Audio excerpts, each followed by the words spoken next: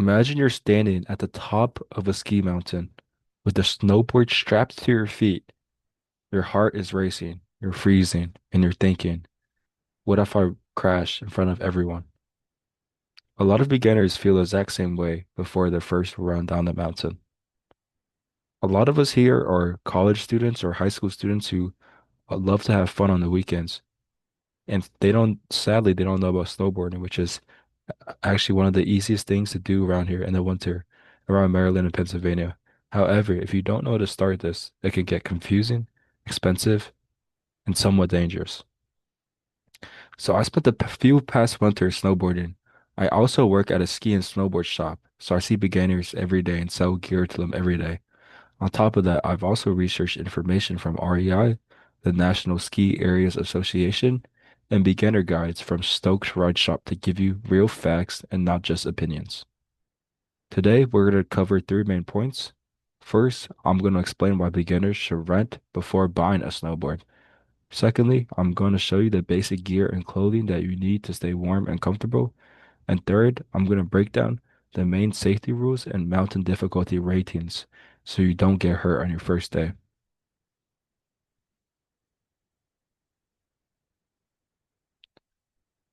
Oops, sorry. So, starting snowboarding is not cheap if you buy everything straight away. According to a beginner guide from Stoked Ride Shop, a full setup, which includes a board, bindings, and boots and clothes, can easily cost $1,000. That's a huge commitment before you even know if you enjoy the sport. Here's why strongly suggest renting because it's a smart choice. First, you gotta try the sport before you spend big money. Many people need only 2 or 3 days just to get comfortable standing up and controlling the board. Renting almost allows you to test the waters and see if you really enjoy it. Secondly, rental boards are, in the majority, easier for beginners. Rental boards are usually soft flexing and forgiving, which means it's generally better for beginners as it helps you turn easier and fall less. Thirdly, it helps you save money up front. According to REI Snowboarding Beginner Guide, renting gear for your first trips keeps costs way lower and reduces stress while you're still learning. Lastly, you can try different sizes and shapes once you understand your stance, your size, your riding style. If you like to ride left foot forward or right foot forward, and then you can shop more confidently and know how to talk to like a ski employee better. So basically, renting helps you avoid wasting money and gives you time to figure out what actually works for you better. So this slide, we're going to discuss basic gear and clothing. So it's really common for a lot of people to hate snow sports as they get uncomfortable from the cold and they get wet or and they feel like it's freezing. So most of this is solved by proper layering. So according to REI's what to wear skiing and snowboarding guide, beginners should use three main layers. At the bottom, touching your skin, is your base layer. This is like a thermal underwear. It should be synthetic or merino wool. It should never be cotton, as when you stay wet, you stay cold, which makes you freeze. And cotton does stay wet. And the base layer's main job is to keep you warm while pulling sweat away from your skin. After that is a mid layer. This is the main point that keeps you warm. For this, a fleece or light puffer jacket works well. A hoodie works.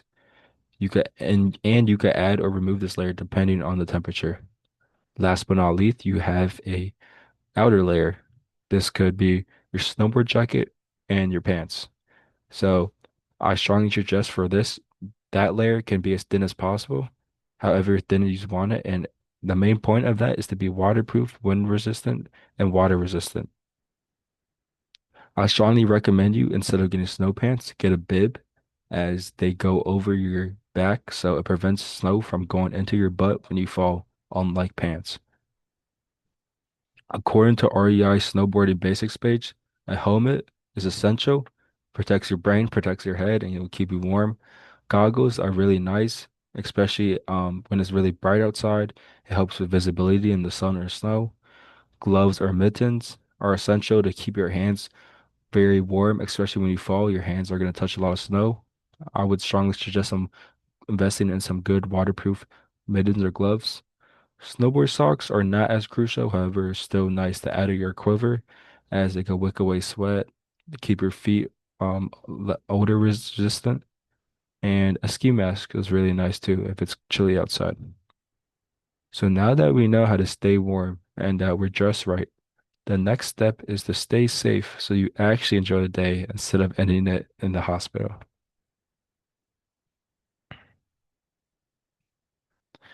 So let's go over some safety rules.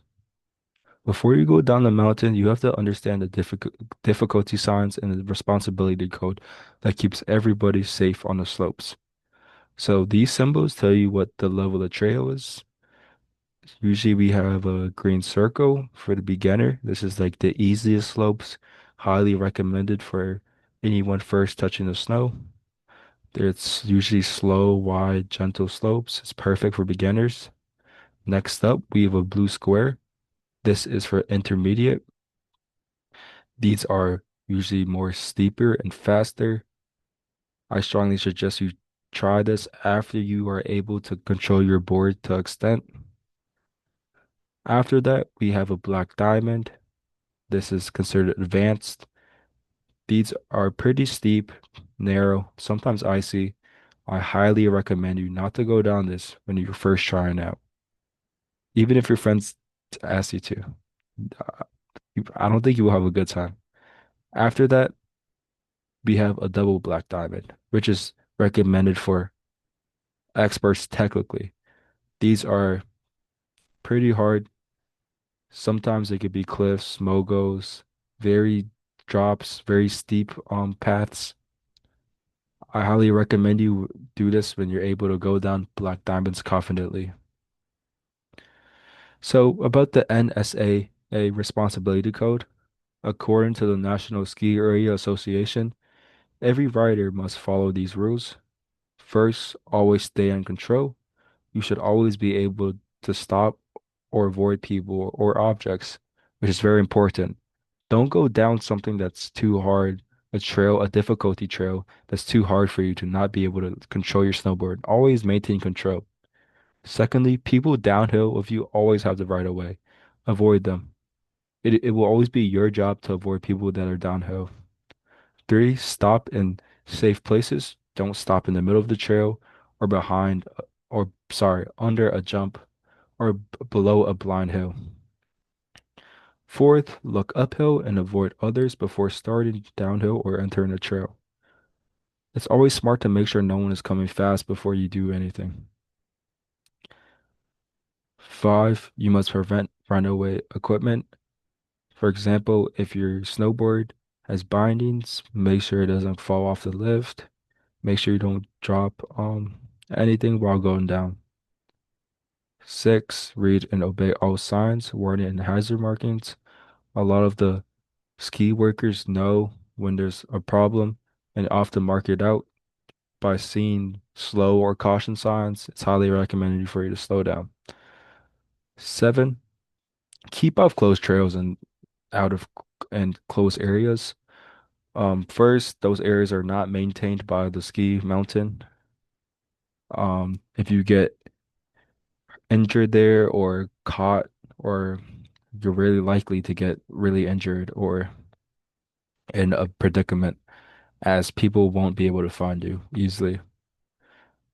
Number eight, you must know how to load, ride, and unload lift safely. This might be kind of scary at first, however, it'll get easier as time goes. Um, if you need help, always ask the worker. The worker can help you. The worker will show you. The worker will slow down the lift. Nine, do not use, do not go skiing or snowboarding when you're impaired by alcohol or other drugs. This is just stupid for you and most importantly for other people as you put them more at risk. And 10, if you are involved in a collision or incident, share your contact information with each other and a ski employee. It's really important to know and obey this code. So in conclusion, today we explained three simple things to help you start snowboarding the best way. First, why renting gear? at the beginning will always help you save money and help you learn. Secondly, the basic layering system and gear system that you need to stay warm and comfortable. Third, the safety rules and trail ratings so you stay in control and avoid injuries. Snowboarding can look intimidating. However, once you understand how to start cheap, how to dress right, how to stay safe, it becomes one of the greatest things that you can do. I love it. Thank you for listening, guys.